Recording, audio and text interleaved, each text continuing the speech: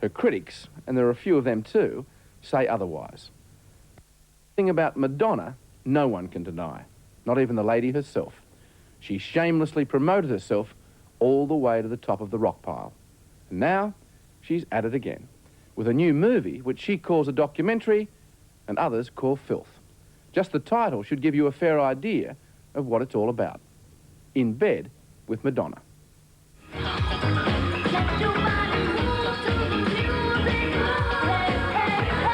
It consumed 250 hours of film. Madonna on stage, off stage. Madonna being Madonna. Well, maybe. Thank you. When you meet the lady herself, you find she's changed yet again. The Marilyn Monroe look is out. The brunette Madonna is in business. Yeah. Changing your hairstyle now and colour, does that give you a few or maybe a couple of weeks of a little bit more privacy? Well, what it does is, you know, when you have bleached blonde hair, as soon as you walk out onto a street, people look, you know, it's like a bright light. So it gives me about 6 to 10 seconds more of anonymity. All you need is your own imagination, so use it, that's what it's for. She might want a few extra seconds of anonymity, but there is nothing private about her latest product. We really didn't know what we were doing. I just said film it, you know, because I'd grown really fond of all the people I was working with, and they were so entertaining to me. And I just said I wanted to make a movie of it. And you also wanted to show that you're human like anyone else, didn't you? Well, yeah. I mean, it wasn't in my head going, I have to show the other side of myself to the world. You know, I have to show the human side of myself. To me, it's more of a movie about life, period, than just my life. It wasn't always flattering to you either, was it? No, definitely not, but I'm not always pleasing to be with or look at or whatever, like anybody. If we can't get it to sound better than this, then I'm not doing a show. So someone who knows about sound better come up here and explain something to me. Madonna's cameras were with her every step of the way on the 27-city Blonde Ambition tour last year. A tour the cynics called Blind Ambition. Because it's raining, Freddie. I know it is. You think it's funny. I don't know. Get up there. I don't think it's funny at all. Well, here's Bert. Get out. I'm having a business talk. Goodbye. Out. You run a tight ship. Yeah. Are you a tyrant? In terms of business, yes. Mm-hmm. Yes. Yeah. Yes, I am. But are you as hard on yourself as you often are on the staff? I think I'm harder on myself. Are you? Yeah. In what ways? I always want to be perfect, you know. I don't want to make any mistakes. I don't, when I have a show, I don't want to sing a bad note. I don't want anything to go wrong in terms of my own performance. I insist on being perfect, and even if people say, oh, it was so great, I'm just going to concentrate on the one thing I know in my mind that I did wrong, and then, of course, I'll be obsessing about it all night, and meanwhile, everybody else will be telling me how great it was, so. And you take that with a grain of salt? Yeah, I mean, it's hard for me to take compliments. Great. Take a breath. Good. This is crazy. Nobody talks about this on film? Talks about what? The insanity of doing this all on a documentary. Along for part of the ride was Warren Beatty, Madonna's boyfriend at the time. And if this moment is anything to go by, he wasn't exactly a willing passenger. Well, anyone that comes into this insane atmosphere, you realize they all feel it when they come into this atmosphere. When they come into your dressing room, when they come wherever you are, they feel Since then, of course, Madonna and this particular leading man have gone their separate ways. If you want to talk at all off camera, you have nothing. She doesn't want to live off camera, much less talk. Do you think a lot of people see you as a sex maniac who doesn't get enough? I'm sure some people have that gross error in their mind about me, yeah. Yeah. And is it true that you'd often prefer a book than a man? Well, I think I said in an interview once that you know, that people have this idea that I'm this raving nymphomaniac and that I've got to have sex all the time. And I said, frankly, I'd rather read a good book, because in the end, I mean, I think people, if you're referring to a one-night stand or a superficial relationship, something you know isn't going to last, it's really more trouble, because then you have to deal with it, you know. I mean, you're better off reading a good book, really, you know. So. And might you... Read a good book? No, actually, I was going to ask you, might you occasionally have a one-night stand? Oh, I've been guilty of that, yes. Uh-huh. Today, it's Madonna the Demure. Yesterday, it was Madonna the Demon.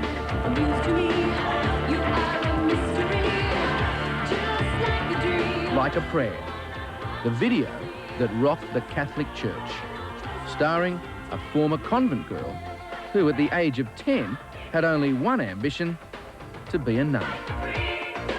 The nuns were like movie stars to me. They had a kind of grace about them. They were, they were unreachable. They were mysterious. And I think you've always said sexy. Yeah, there was something about them, you know. I thought they were so great. I thought they were special. And of course I wanted to be special, so, you know, thought, okay, I'll be a nun. And particularly with the name Madonna. Yeah, of course. And was it true that you thought you'd either be a nun or a superstar? Well, not at the time. I mean, what happened is I wanted to be a nun, and then I discovered boys one day.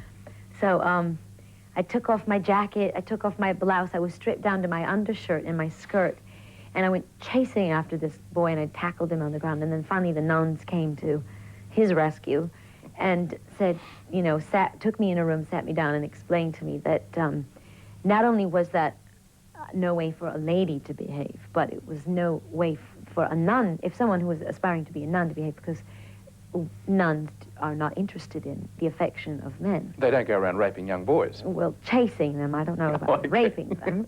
And that hadn't occurred to me, that they had a celibate life, you know, and I was like, what? You know, because I was just starting to be attracted to boys, and so I said, okay, forget it, that's it, forget it, I'm not going to be a nun.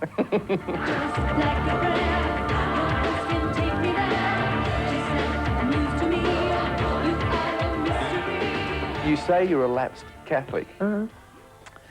After your run-ins with the Vatican, I'm surprised that you haven't been excommunicated. I probably have, I just don't know it. You'd think they could at least tell you. Yeah, I think once you're excommunicated, though, they just don't want to have anything to do with it. I think they don't want to waste the stationery, you know. I mean, they just sort of pretend you don't exist. Do you think some of your performances over the years have embarrassed your family? Maybe. Yeah? Yeah. It doesn't worry you? No. What about your dad? Well, you know, I want my dad to approve of everything he does, but I mean, I think everybody seeks their parents' approval, even if they know deep down inside they're never going to get it. You know, you can't get away from your parents, you know. And you've always been his favourite? Well, I'd like to think that. I could be wrong. Hello. Dad? Yes. Hi, it's me. Well, hi, how are you? And in the movie, that golden-haired girl phones home.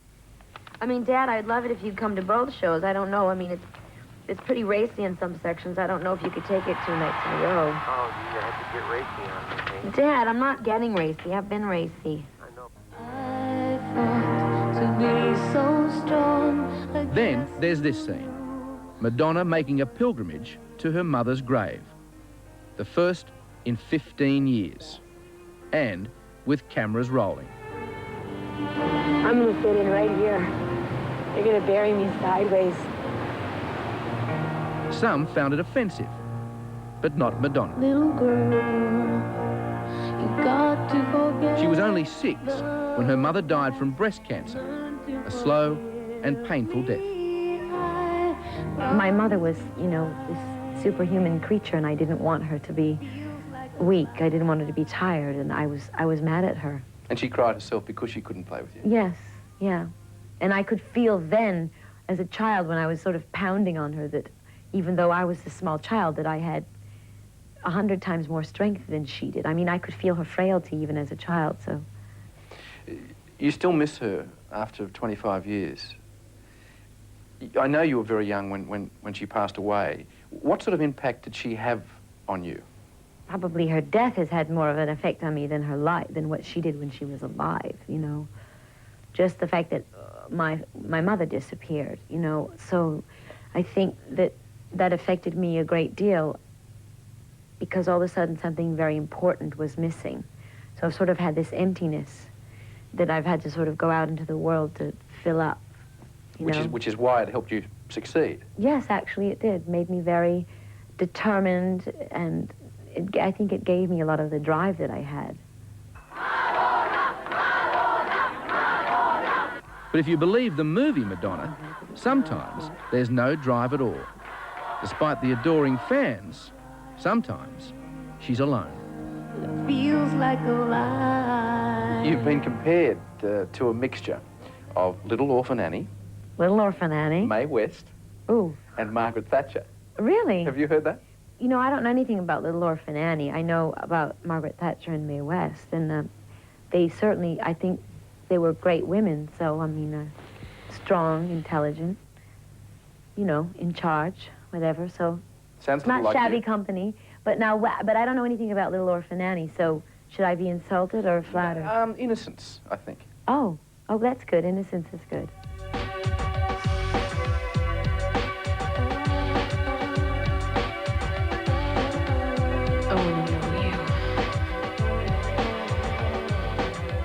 I would think it would be a great mistake to take everything I do on stage seriously. And do people get the joke? Some do and some don't. Does that frustrate you that I think so many people don't get the joke? Yes, it does frustrate me.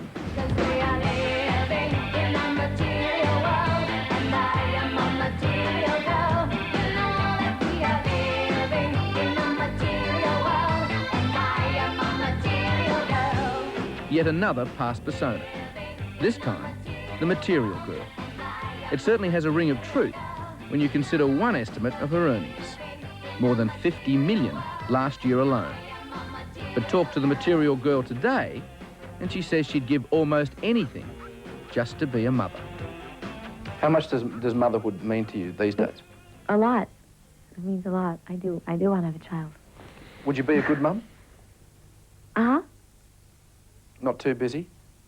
Not travelling too much? Well, I guess I'd have to change a few things. You know, but if I traveled, my child would be with me. Hi. You were great. Thank You were you. great.